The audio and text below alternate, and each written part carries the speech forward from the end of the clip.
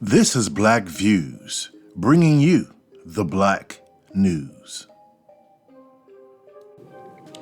Today we're going to be talking about Michael Irving, the Cowboy legend, Pro Football Hall of Famer, has filed a $100 million lawsuit against a woman who accused him of misconduct this week at the Super Bowl. What allegedly happened was basically Michael Irving went out to get some drinks, came back to the hotel, had a 45-second to a minute conversation with the female, and went to his room. The next day, when Michael Irving woke up, he was told that he would have to move to another hotel and that he would no longer be able to be a sportscaster in the Super Bowl. And folks, that's pretty much it. It was alleged that it is a misconduct issue, that they had to move to another hotel and he's no longer going to be in the show, but there's been no details that's been given out. Now, let's think about this for a second. This happened last week, last Sunday. It's Friday now, and Michael Irving still doesn't know what exactly it is that he said. So he says that he doesn't know what it said, but they're not releasing that information either. According to Michael Irving, he claims that he kind of like doesn't even remember the conversation, which is kind of, in a way, how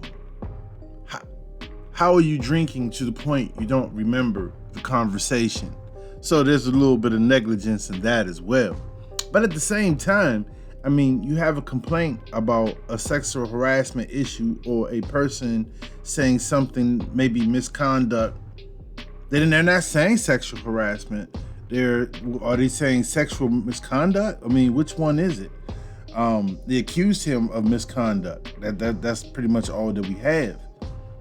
So if we can make it all the way to Sunday and not know exactly what happened, what was said, but you can suspend the man, it just leaves things making it look kind of fishy, just anybody can say anything nowadays. We don't know what he did. And I think that is the most irresponsible part of all of this, is that we don't know what he did, and he was accused of misconduct, and he claims to not know what he did. So in a way, somewhere, this is kind of foul play. I mean, it just doesn't make sense. According to Michael Irving, and his quotes were, "Honestly, I'm baffled at it all," Michael Irving said. This all happened in a 45-second conversation in the lobby when I got back after I went out. I came into the lobby and I talked to somebody. I talked to this girl. I don't know her. I talked to her for about 45 seconds. There has been no police report to support these allegations. In fact, the Renaissance Hotel manager informed the NFL Network. Like, doesn't this seem kind of fishy? Like, if you had a problem and if there was something, a law has been broken or something, you'd think there'd be some type of report. Okay. There were also two witnesses that were in the lobby that can also support Michael Irving's allegations, basically that he just exchanged pleasantries with her and moved on about his day. So this got to be a lesson to, I'm just talking about black men right now. I mean, it could be to anybody, but I say black men because sometimes, like, we are seen as a target. Okay, no one's going to take your side. No one's going to listen to what you're saying. Pretty much, you're just going to be seen as, let's lock them up. That's how the black man is portrayed when he has allegations of sexual harassment or something like that. It's just basically, let's get him out the paint. And so you have to really think, if the NFL Network and ESPN can remove you from coverage based off of allegation, there's no other supporting argument to claim what he did was factual. And that basically Michael Irving went out, came back, exchanged pleasantries, and went on about his business. And this is, and according to authorities, the videotape supports this. There was a 45-second conversation. They shook hands, and he went on about his way. Now, we don't know what was said. We can only go by what we saw. But at the same time, we don't have any information on what he said. So I just find this kind of baffling that we can be accused and not have any kind of real evidence as to what happened, and these are the ramifications. So now this man, who basically his livelihood is to analyze football, because he was a professional football player, so he's a football analyzer, and he can't make his wage because of an allegation. An allegation. There's no write-up, there's nothing in writing, just something that basically a person said he had misconduct. That's not even supported on video, and that's it. He's out. So let's think how much he probably could have made over what? A couple $1 million just being an analyst. Not only being an analyst, but maybe signing autographs, talking to fans, and so on and so on and so on. And now his reputation will be tarnished based on these allegations. And so, I mean, I think it's sad that we're coming to a point where people can say anything and you're going to be held responsible, especially for men, because that's all it is. There's no allegations. You never hear any allegations of a woman who winked at you or you know what I'm saying, blew a kiss at you, or a woman that asked you your name, or you never hear this. Like, it's insane.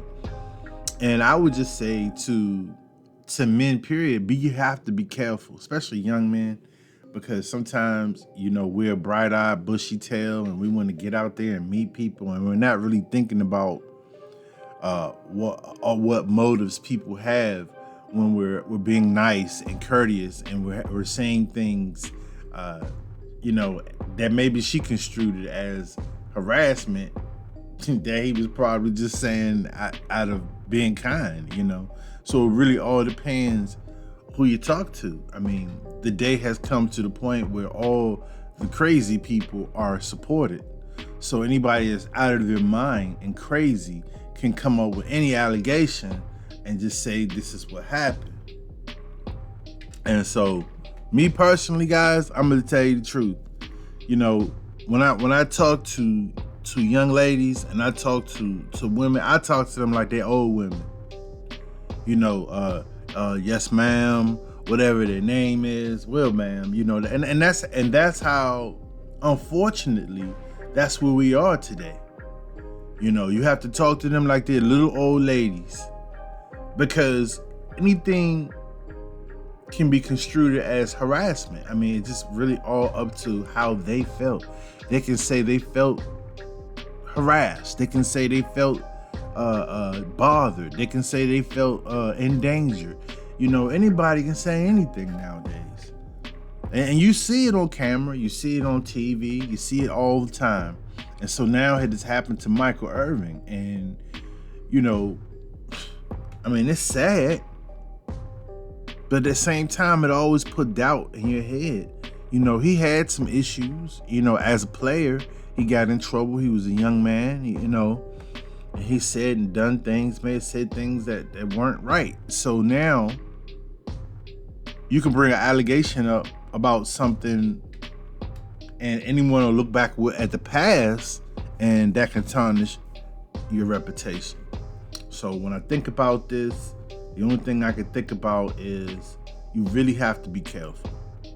I mean, unfortunately, you have to be fake.